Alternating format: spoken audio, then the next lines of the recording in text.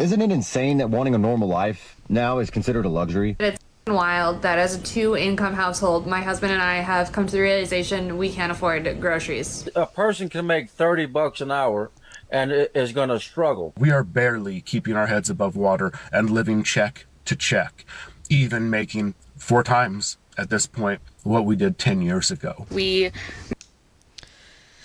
and my husband were pulling in anywhere between $120K to $150K in the Washington area, Pacific Northwest, and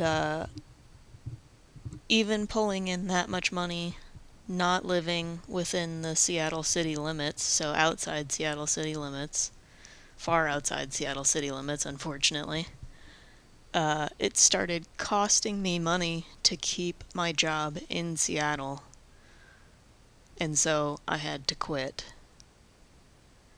And both of us pulling in $150K, you would think we'd be able to afford a house, we'd be able to afford to feed ourselves, we'd be able to afford the bills we had. We don't even have kids that we need to take care of. It's just us, and we're struggling so hard out here.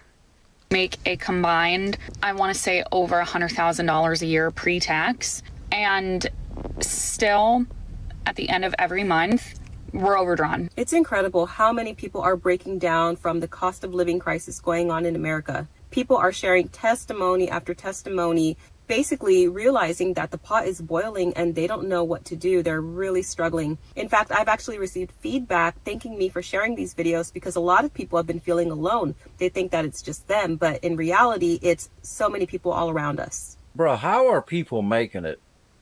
If you making $30 an hour, it's weird to ask that, but how are you making it? After you pay your rent, $1,500 a month, that's on the low side. Car note, $500 a month.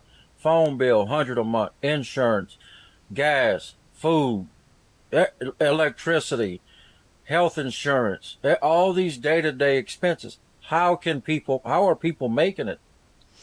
You do the math, and you come back and tell me what the numbers look like for you.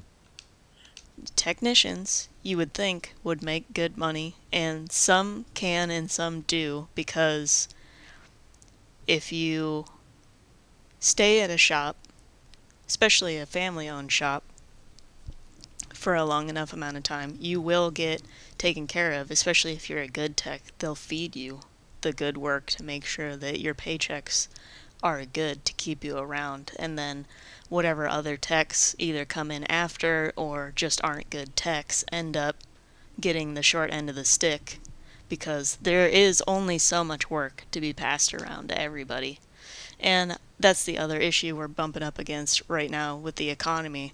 There's millions of people for hundreds of jobs. So, because a person can make $30 an hour and is going to struggle. I can only imagine making $15 an hour. You cannot live on that. No, you cannot. You cannot convince me otherwise. You cannot live on $15 or $30 an hour. Or you're going to stay broke.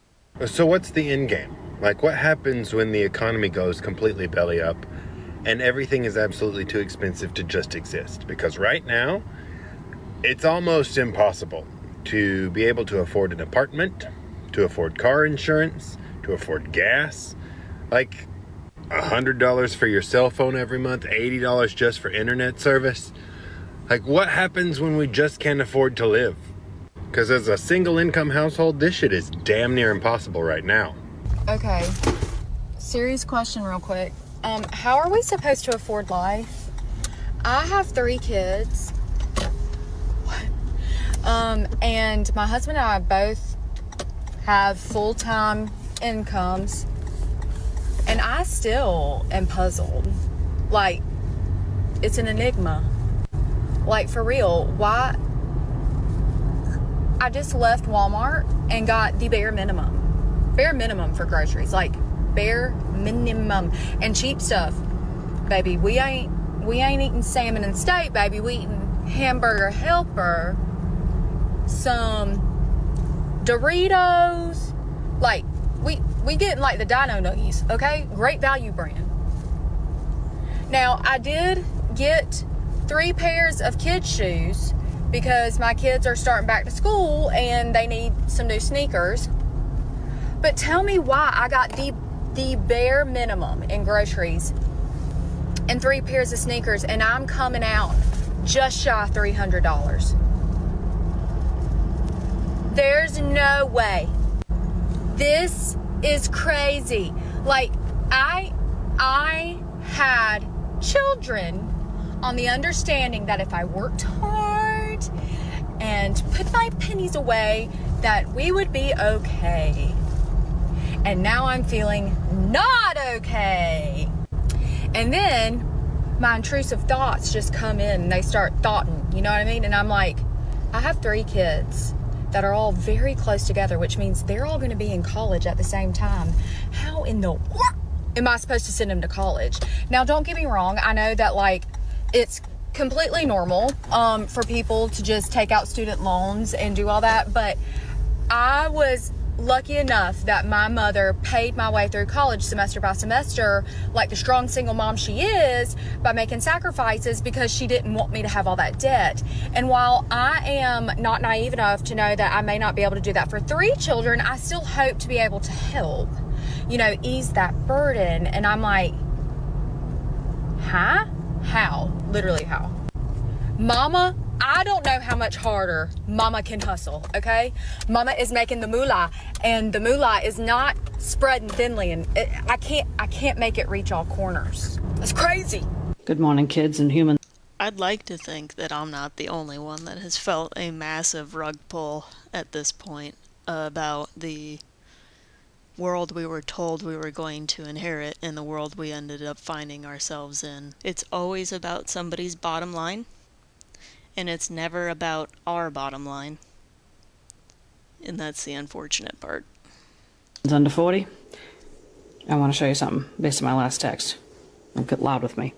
The average rent in Massachusetts is $29.63 a month. Do not say that this is just Boston area. This is not even luxury. These are towns.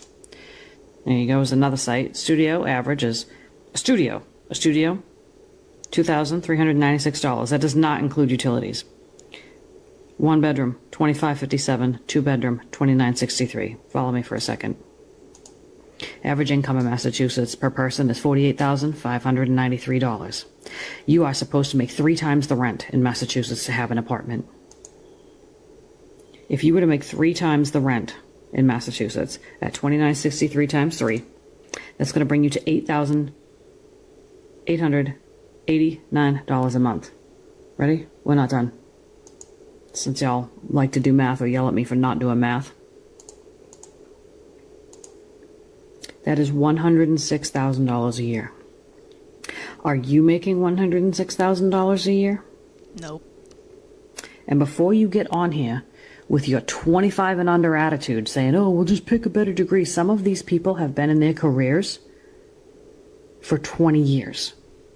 And paying $65,000 10 years ago is still paying $65,000, and it's no longer a good job. I saw this video on here and she was like, what is a normal 2-income household nowadays? And I was reading through the comments, which I shouldn't have done. But me and my husband are blessed. We make good money, but yet we still struggle because we are essentially paying 3 mortgages every single month. We have our actual mortgage. We have our student loan debt, which my husband has a doctorate degree and I have a master's degree. So you can only imagine. And we also have daycare for 2 kids, which is a small mortgage. So literally over half of our income goes just to those 3 things. We're not talking about food. We're not talking about cars. We're not talking about insurances. We're not talking about savings. We're not talking about utilities. We're not talking about like clothing our kids, diapers. I live in Virginia, and in Virginia, even if you own your vehicle, you still have to pay taxes on it every single year. It's called personal property taxes, and it can affect your cars, trailers that you have, campers, RVs, boats, anything along the lines of that. Even though you pay taxes on it when you purchase it, you are still going to pay taxes on it every single year, even if it's paid off. The area that I live in, we get one bill a year, and it is due at the end of every year, right around Christmas time. There are other areas that get a bill twice a year, so they have 2 smaller bills throughout the course of the year. So let's review our bill because it just came in the mail yesterday. The way it works is the county gets an assessed value for your item. So whether that's your car, camper, whatever it is, they give you an assessed value. And then there is a rate per $100 that you pay. This year's rate is $2.35 per $100 of the piece of property that you own. And then they charge you per month that you own that item. So if you had your car for 12 months, they're going to charge you for 12 months. If you owned it for 6 months and then got a different car, they'll charge you for the first 6 months for the first car and then the second 6 months for the second car. I had to fold this so you guys couldn't see my personal information. But for us to own our personal property in the state of Virginia this year, $2,104.45 is what we have to pay to the county right before Christmas time. Last year when I posted the video on how much we owed, everyone was like, oh, that probably includes like their registration and tags and all that. No, that is a whole separate charge. This bill right here is specifically for owning a car or camper, trailer, whatever, in the state of Virginia. I used to think that if I got a mortgage, it was... Also, it seems like every time we actually get the ability to own some property, there's just somebody else coming in that says, wait, I need more money for that. You're going to tell me you purchased a vehicle, you own it outright, and the state is charging you storage fees for it, basically? For what? Because I'm assuming the lady stored it on her own property, which I'm assuming they probably taxed her property too. So you're going to tax the property, you're going to tax the vehicle on the property. How much more money do they need? The fact that we already have a trillionaire, which he would never be able to spend that amount of money, or however many billionaires we have, which they'd also never be able to spend that amount of money. Thanks for watching the show. I hope you enjoyed some of our commentary. If you got any questions about any of the things that we talked about today, please do your own research.